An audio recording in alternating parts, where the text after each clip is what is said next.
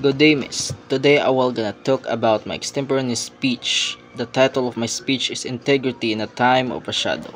Integrity in a Time of a Shadow. Whenever we hear the word corruption, we often to think of government officials, court cases, or scandals. We see some on the news, but as I grow older, I realize something important. Corruption is not just a headline. It's something that affects our everyday life. Sometimes in a way we don't even notice. Corruption show up when money meant for a public project disappears, which is why some roads stay broken for a year. It shows up when student when really needs scholarship don't get them because someone with connection take the spot, and it shows up people lose trust in the leader because promises stay promise and nothing change.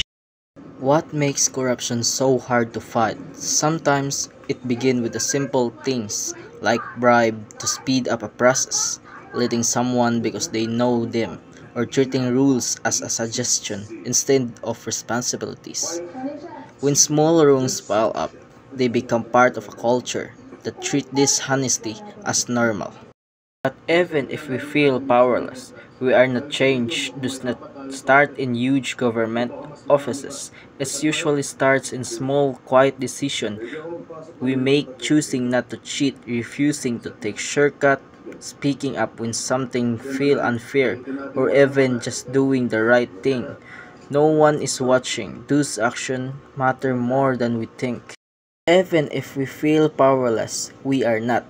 Change does not start in huge government offices. It usually starts in small, quiet decisions we make, choosing not to cheat, refusing to take shortcuts, speaking up when something feels unfair, or even just doing the right thing. When no one is watching, those actions matter more than we think. Of course, we still need leaders who are transparent and accountable. We need the system that protect whistleblower and encourage honesty. But it's also that no system can fix corruption if people themselves don't choose integrity. So today, my message is simple.